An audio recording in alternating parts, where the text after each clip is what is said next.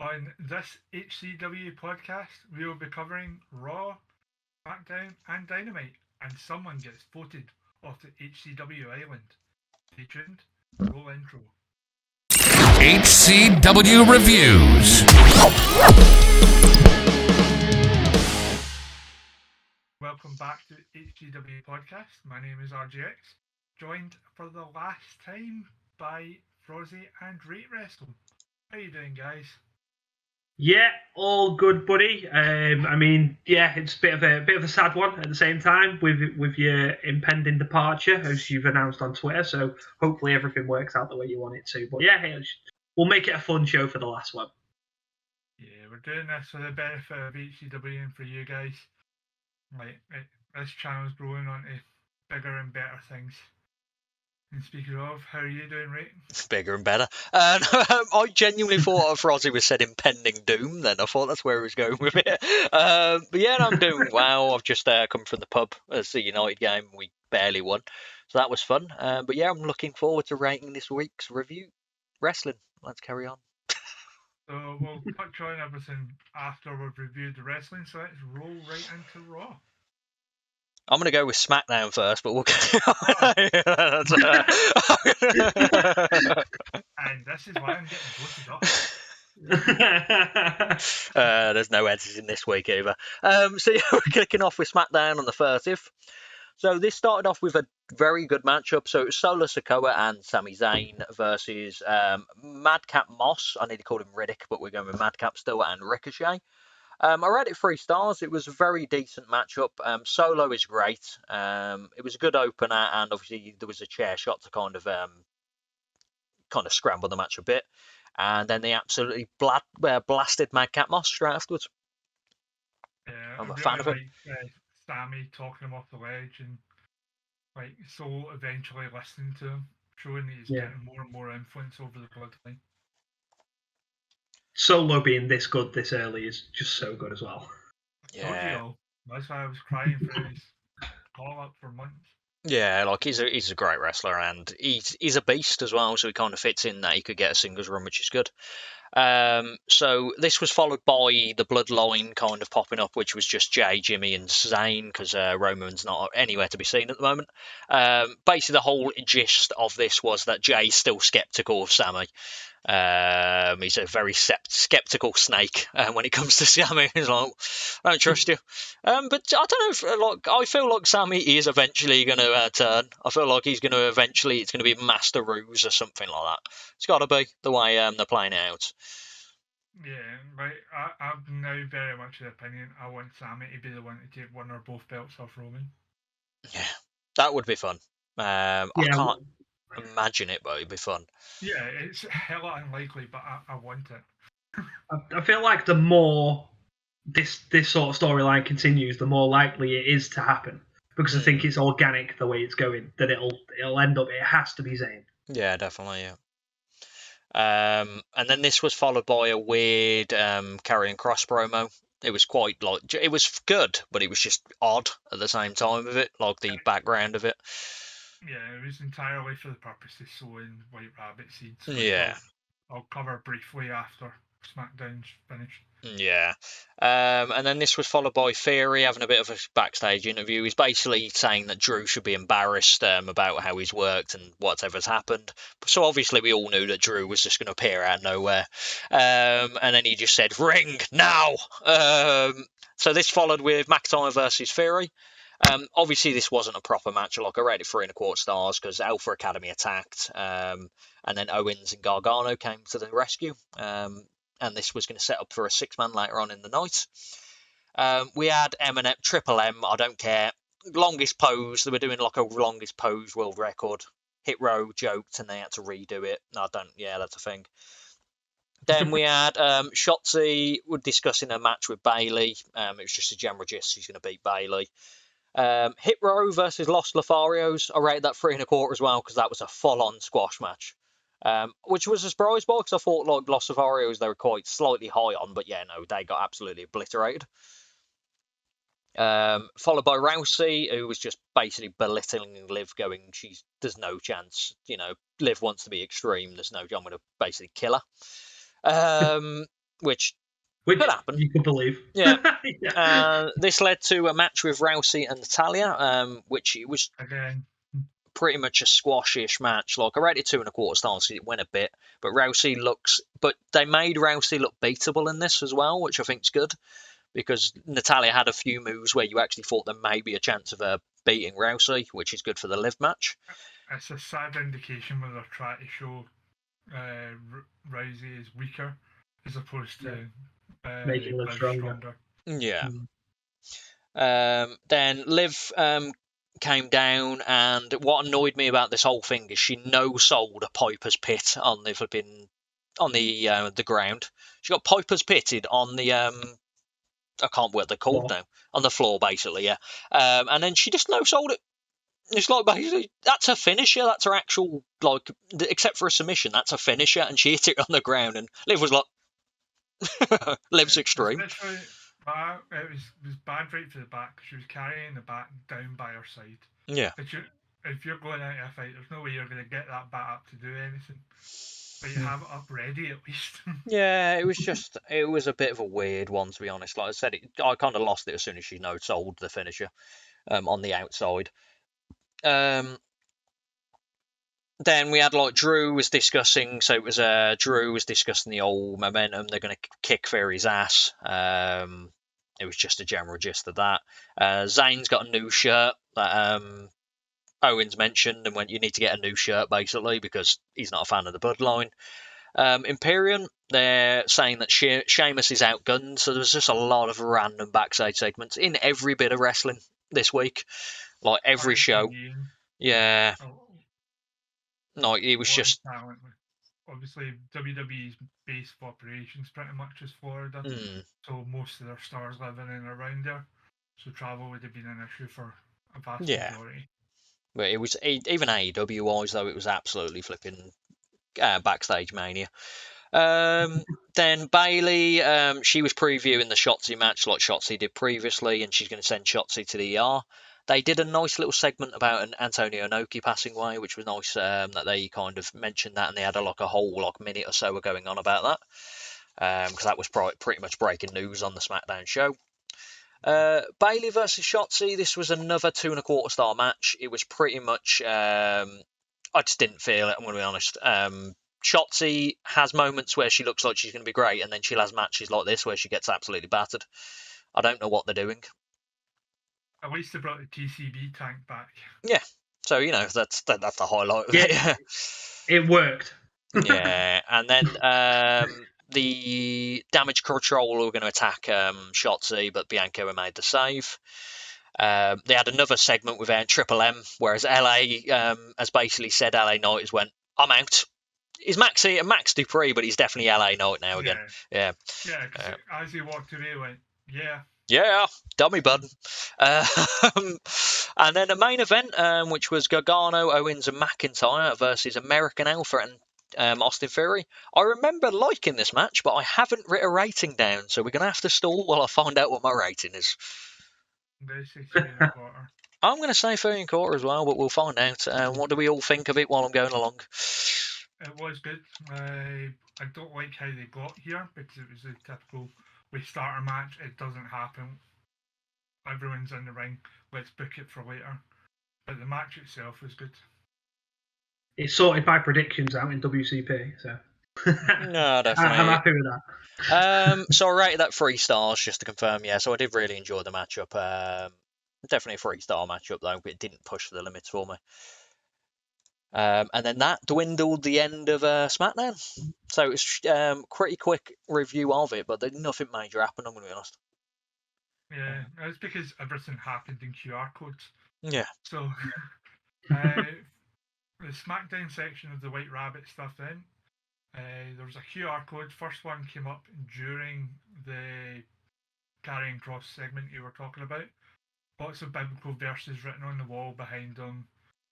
Especially the line had the world in his hands, which was part of the original Bray Wyatt gimmick when it came up.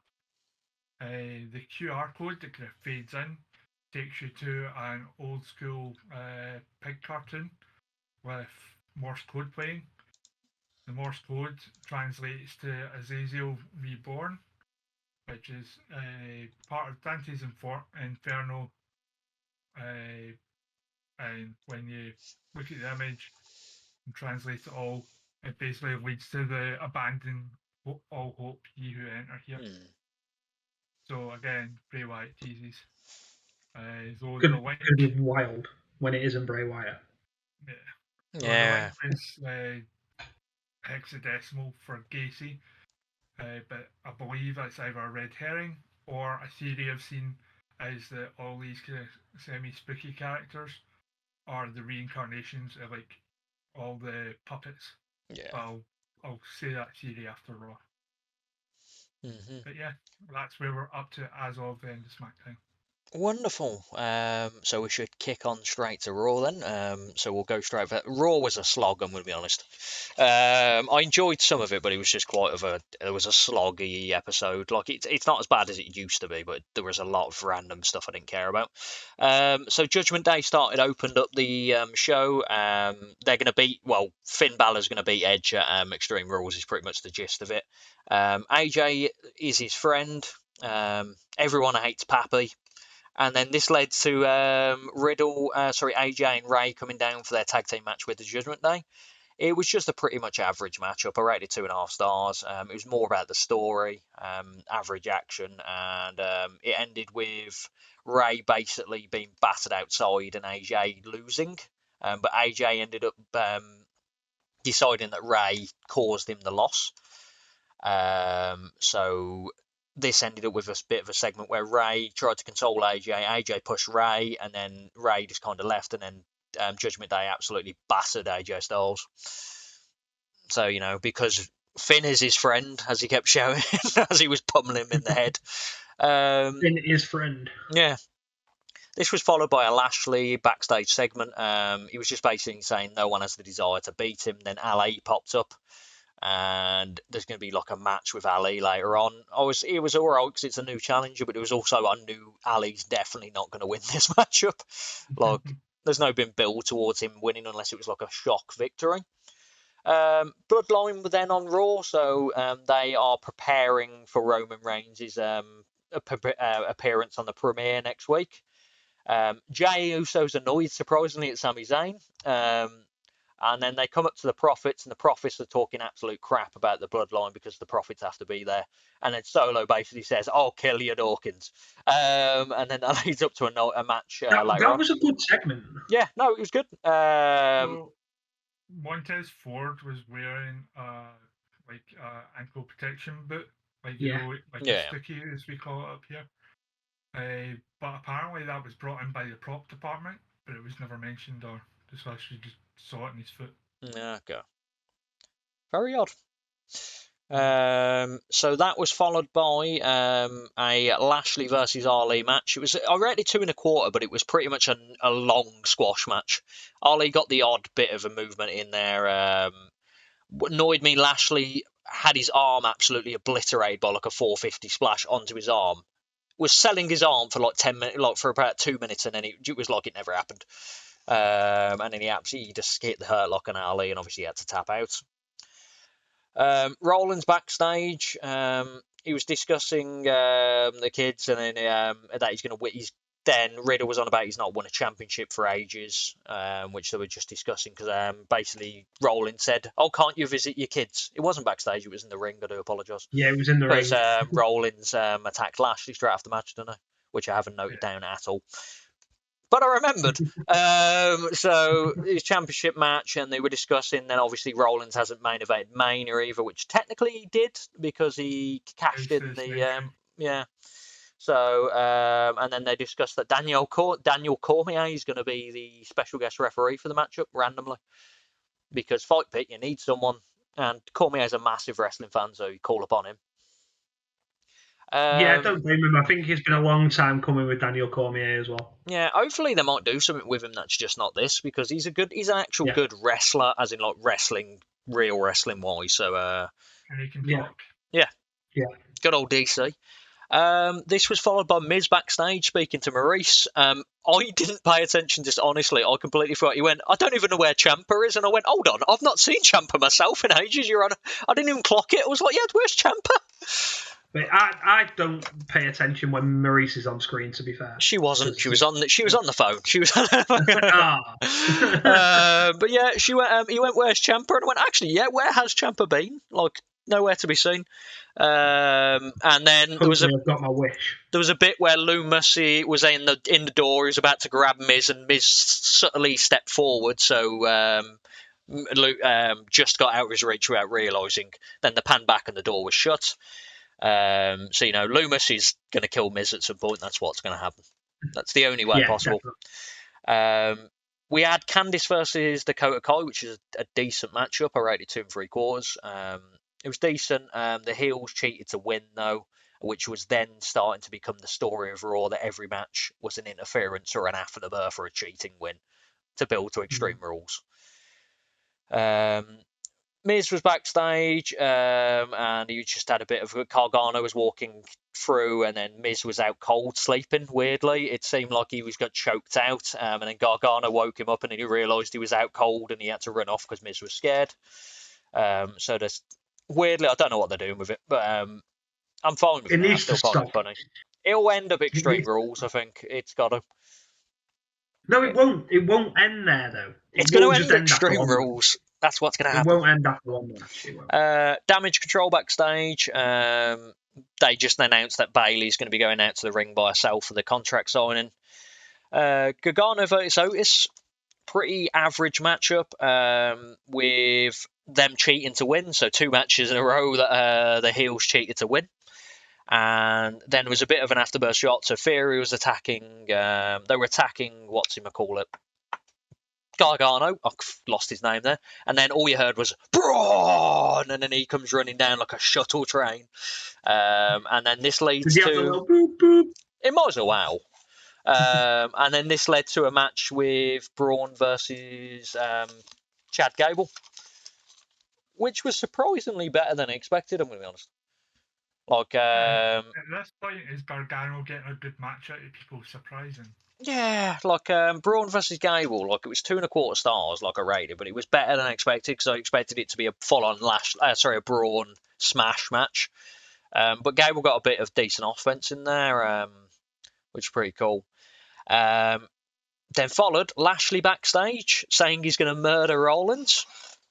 So that was the general gist. There was no big promos on this. There were just pretty much you can sum up every promo in one word. Which is, it's just, this Raw wasn't great, I'm going to be honest. Putting his title on the line against Seth. Yeah. On the season premiere. Yeah. And I can see Seth actually picking up the win that time because he's lost him already, so it makes no sense to him lose again. Especially after Extreme Rules is done. We had Bayley versus Bianca for probably the best part of the show, which was the contract signing for the ladder match. Bayley had a proper heartfelt promo where she was basically saying that she was the fan favourite for ages, and then suddenly the fans turned on her, and then she had to do something about it. And she said basically the same thing is going to happen to Bianca, but Bianca is pretty much ego driven, so she was like, "Shut up, Bayley!" Basically, this is blah blah is not going to happen. Very good promo, and then to be fair, the attack at the end was very good as well. So they shot to the back where Damage Control was battering Bliss and Asuka, and Asuka's leg was damaged in a chair, and she actually sold it really well. She sounded genuinely like she was bursting out crying. And then it zoomed back to Bayley ripping Bianca's hair over the table. I couldn't an absolute molder. And then Bianca just got control, and then she ran out backstage to help Bliss and Asuka, but then and then they were already gone, Damage Control at this point. But yeah, that angry Bliss.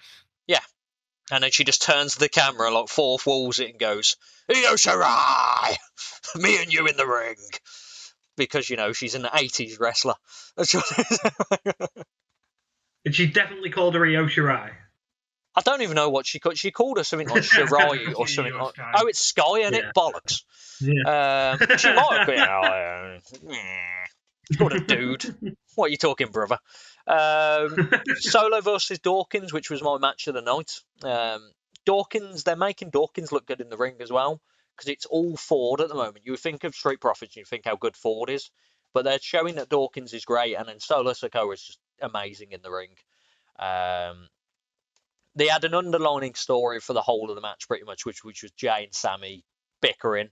They both jumped on top of the apron, and it stopped Solo picking up the win. Angelo Dawkins nearly picked up the win, but obviously then Solo just took over and won anyway. But the bloodline is, mega powers explode kind of thing with Sami Zayn and so forth. This led to Theory backstage with the American Alpha Academy, goddammit. And they basically, Theory was saying he's going to face Gargano in the premiere, so they're stacking the premiere next week. It's hopefully going to be really good. Yeah. They had a long-winded Edge promo backstage where he just basically said he's never going to quit. He's faced all this. Ray doesn't want to be a part of this because of Dominic. He created the Judgment Day. He's going to kill the Judgment Day. He'll never quit. So I can see Edge quitting. I can see something happening, Edge quitting. I always find, and it's ever since the Mick Foley thing, is anytime you leave a gap before saying, I quit, yeah, I just think someone's clipping that to play it back during the match. Like, it's not happened for years. Yeah, they've got to do it at some point. Yeah, every single time they cut the promo, they always leave the gap. I will not say, I quit. Yeah. As if it's perfectly... You can never beat the Mankind one, though, can you? Just on the line, I quit! And then, the main event, it was Bliss versus Io Sky. So I rated it 2 3/4. It was a good main event. Bliss is looking better and better in the ring because she's getting more aggressive again, which is what she needs, just battering people. It ended with a distraction and damage control smash to end the actual show. But good match. My only issue with it was the whole thing basically implied they didn't have a main event until Damage Control jumped them backstage. Yeah. But that was the last time we'll ever hear Jimmy Smith on commentary. Yeah. It was announced earlier on, breaking news, Jimmy Smith has left WWE. Is going to be replaced on main roster by Kim Patrick and Corey Graves. Yeah, they've changed it all, haven't they? As you sent that picture, Smackdown looks good. Kelly's back as well. Yeah, Barrett and Cole looks like it'll be great. And then who's the NXT Booker T and Vic Joseph. Yeah. Vic Joseph. Yeah, they brought back Kathy Kelly as well, haven't they? Yeah, and I'm disappointed we're not getting Vic Joseph on main roster, but yeah, I'm okay with it. And Byron's been shafted to interviews again. Yeah. Does that mean that when McAfee comes back, though, that Barrett's going straight back to NXT? Or no, do you think they'll do the 3? Yeah. Yeah, they've got to, haven't they, really? Imagine Barrett and McAfee will play off each other really well. Yeah, I can see a rivalry happening between them two because McAfee's loud and Barrett's quite reserved loud, so I can see them kind of playing off against each other. I think the 3-man booth would be better on a 3-hour show, not 2. Yeah. Yeah, so I'll wrap up a nice little bow in the White Rabbit as to where we're at just now. So obviously there was almost 3 or 4 codes during Raw. And a hell of a lot covered, but the long and short of it was all based around Samson and Delilah. Of course, Delilah cut Samson's hair to remove his strength. That was basically the crux of the Alexa Bliss turn on the Fiend. And we also got you, Alexa. Sorry, I thought I heard my name. I'm not editing anything. But this lot of clues was clues stacked on clues stacked on clues. All of it pointing to Bray Wyatt, other than a couple red herrings. But at one point, I even needed a translator for the language from Predator. You know, the alien language that appears on these. There were so many different ciphers, all just in one image. They're really having fun with it, and it's fun to follow along. So I'll be quite upset when Extreme Rules comes and it's all over, no matter who is revealed. It's been my favourite bit of the wrestling this week. On the White Rabbit Trail. Yeah, so following on to the main event of our show, which normally every week is good old AEW Dynamite, which was pretty stale this week, I'm going to be honest. Like, there was good matches on it, but then there was bad matches, and there were so many promos against so many. This was a special edition anniversary show. Did you know that? Yeah, it's because they have too many special editions now. I think the special editions are wasted because they had Grand Slam like 2 weeks beforehand. That, and I think they genuinely forgot until Tony Khan tweeted about it this morning, the morning of the show. Yeah, I was going to say, they didn't advertise it at all until Tony Khan had tweeted out. I think they genuinely forgot. But There's a lot going on in AEW. This was my best Dynamite because I actually won my match in WCP, and I've knocked my challengers down at Extreme Rules, so that's 2 less challenges, which is good because I'm rate 2 bouts, and I'm going to take out CT Martin this week and be rate 3 bouts. Oh god, I'm going to be like Ultimate Dragon anyway. The belt collector. Yeah. So yeah, we kicked off with MJF versus Wheeler Yuta. So this was good. Like, it was more competitive than I expected, I'm going to be honest. But it was a good matchup. I rated 3 1/4 stars. Great action. It was very packed opener for that point. And it ended up with MJF basically getting Yuta into the salt of the earth, but then he did a version of it where he kind of bridges over and Yuta taps out. Clean as a whistle. Yeah, so which is good because MJF needs clean wins. He doesn't want to be cheating all the time. And then there was a weird segment, like straight afterwards, not segment wise. It was kind of like Moriarty came down, wiped out Yuta, and then MJF was like, "I didn't tell you to do this." Regal came walking down, whacked on the knucks, which everyone was loving. And then MJF just kind of walked off like it was a weird kind of face move. I'm gonna be honest. I think they are turning him face. Yeah. Which I'm not sure about. He's a fantastic heel. You've got no one else in the show that can generate that amount of heat, save for Chris Jericho, maybe. I don't know, but it's because MJF is whatever he does now, he's getting cheered because he's like the anti-hero and he's just like everything he's done before, and everyone just loves him. So it's pretty much it's a struggle to turn him heel unless he kills a child or something. Yeah, so that's the only way I might go. Like I said, it might be. Yeah. We had the Jazz Society backstage. They're annoyed that Garcia threw the hat down, and then Jericho's Ocho. That's the whole Jake promo for me. Hat. Jake loves that hat. That's Jake Kager's contribution for the next 6 months. Darby Allin versus Lethal. Still a good match. It didn't really reach the heights I expected. It rated like 2 3/4 stars. It was good. There was a Satnam Singh and Dutz distraction for Lethal, weirdly.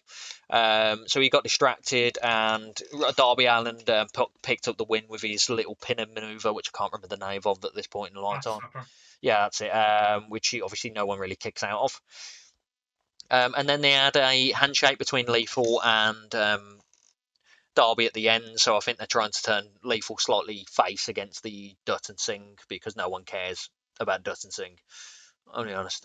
Brian Cage versus Wardlow, so they were kind of slamming all the matches out in a row, and then it just became Promo City after this.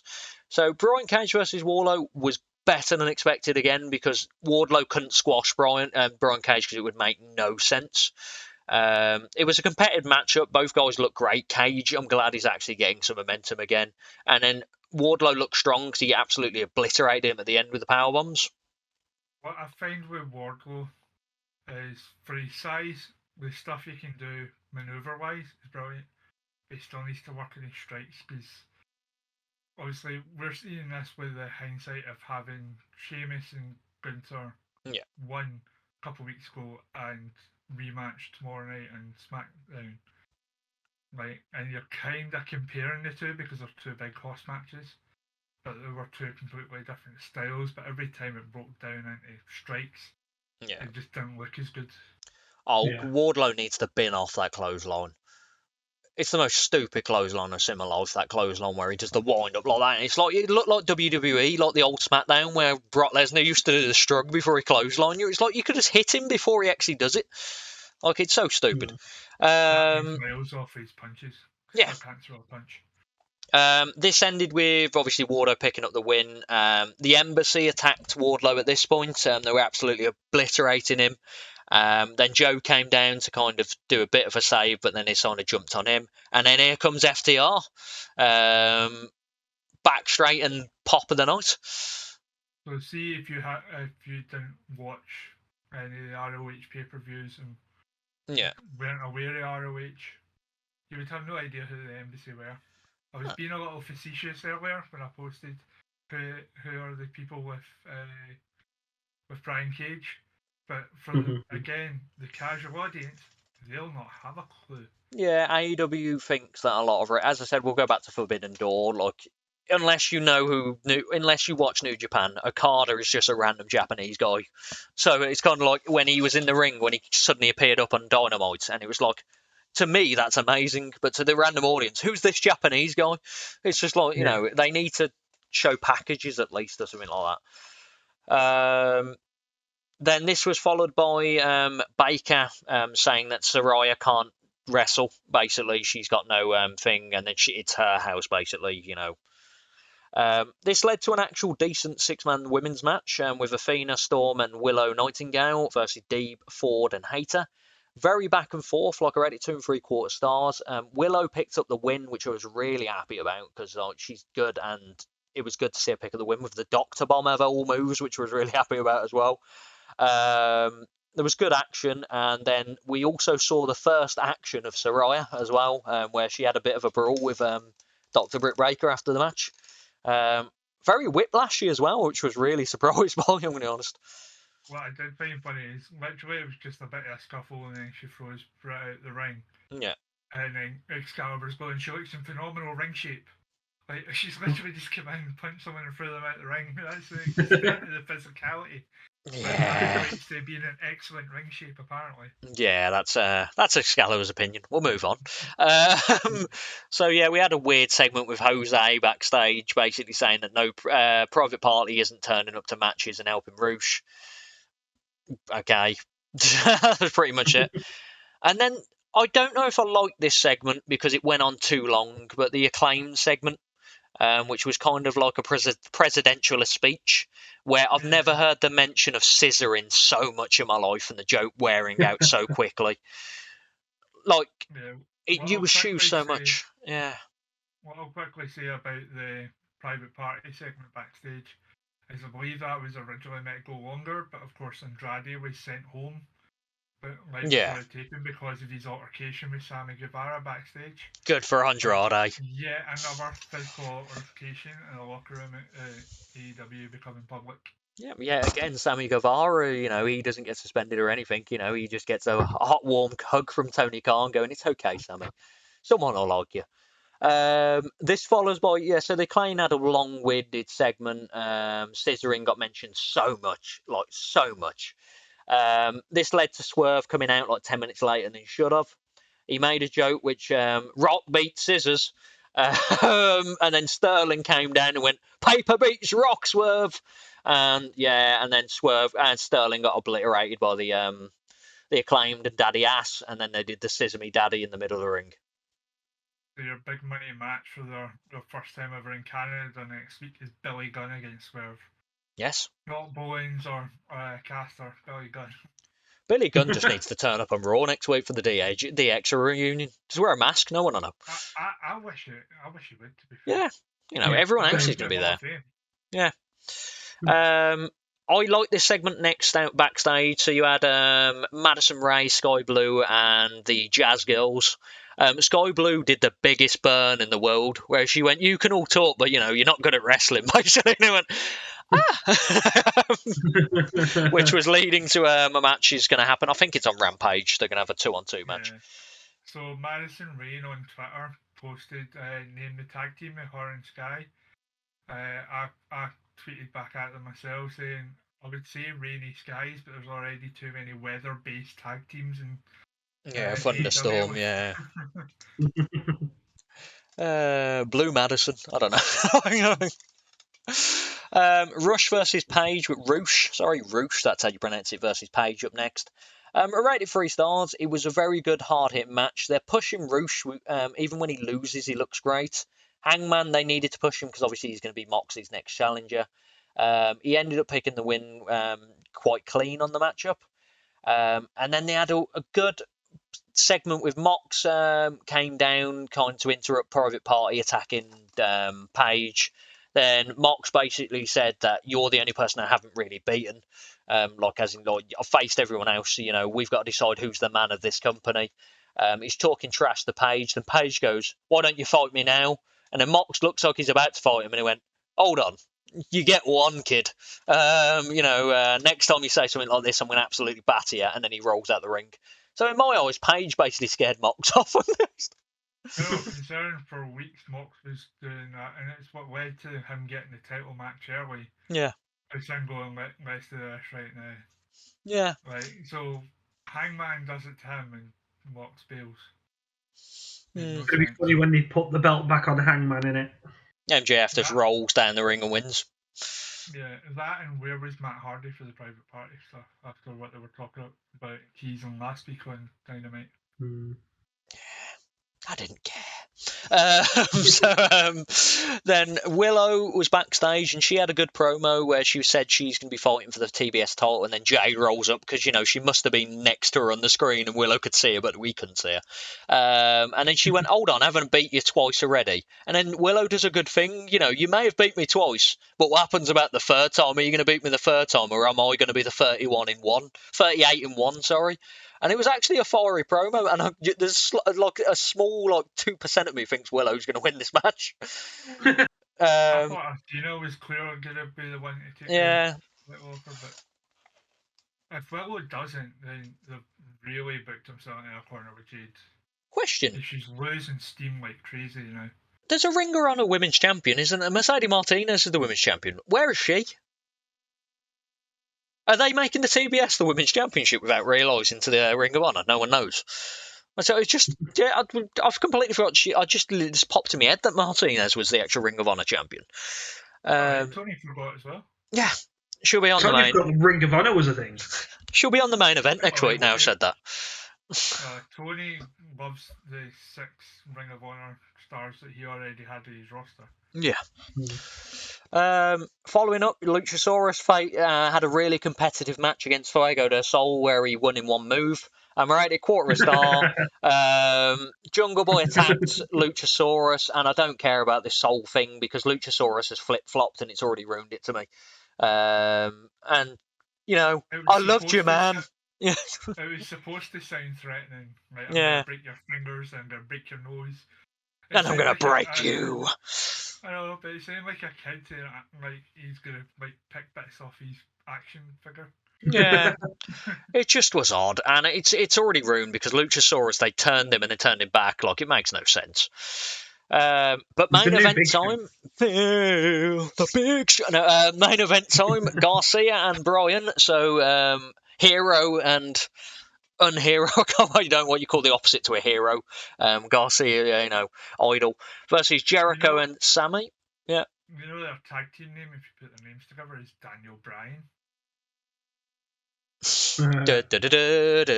And then they were facing, but they didn't really mention it, the La Sex Gods. That was a thing, wasn't mentioned. So I rated that 3 1/4 stars. It was definitely the best match on the show.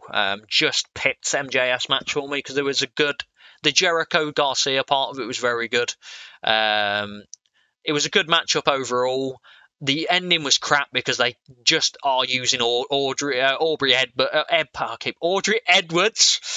They keep she's the worst at hiding anything. Like, she might as well have just been looking at the distraction happening and then Jericho cheating. She might as well just looked at it. So yeah, Jericho slogged. I think it was Garcia in the head with the Ring of Honor Championship, and then Sammy Guevara picked up the win. And to throw emphasis on this, Sammy Guevara is the most hated man in AEW right now. The boos, like, everyone was just shouting, like, absolutely obliterating him fan-wise. No one cares about Sammy. He's a let's move on. Here's your weekly Inside the Live Ash reminder that the Ring of Jericho is his butthole. Ocho, baby. But yeah, so that was the end of AEW. It was fine. That is the end of RGX on the HCW podcast. It has been a fun 6 and a bit months. 32 episodes in the can, but it's on to bigger and better things all round. Just want to thank you all for tuning in every week. It's been fun speaking to you all, but I'll still pop up now and again. This isn't me saying goodbye forever. Just see you later. For a good while probably, but still see you later. Yeah, so obviously we had the call that we had the other day where all this was decided, and I said I was going to take a step back. I've changed my mind, so I'm going to be staying on. I had a talk like with the time I was given and everything like that, and was it going to be worth with the direction we were going in? I've spoken to Ray and DP. I've spoken to my partner as well, and yeah, just like I can give the time. It's fine. I'm staying. Good, glad to hear it. And to question, I was never leaving. I'm here forever, baby. HCW. I am. We've also rebranded as the Rate Show, just so you know. I was hoping I could edit OBS then and just crock it in. But yeah, so we'll let RGX sign off for the last time. Yeah, so please do the usual. Follow our socials in the description. I will send my new Twitter handle over to Rate to update. Whatever he remembers, we'll see. Yeah, I forgot to put the Twitter handles on the screen anyway, so it's fine. Sorry, mine's incorrect anyway. I've not given you the new one yet. Wonderful. But yeah, I will pop up with my own stuff soon. Not any of the stuff we're going to be doing on the channel here, something completely different. So stay tuned for that. Follow our socials in the description. Join the Discord. Chat away to the guys. I'll still be in the Discord hanging out now and again. But yeah, thanks to everyone for watching. And we'll see you next time. Bye, everyone. Thank you very much. See ya. Namaskar.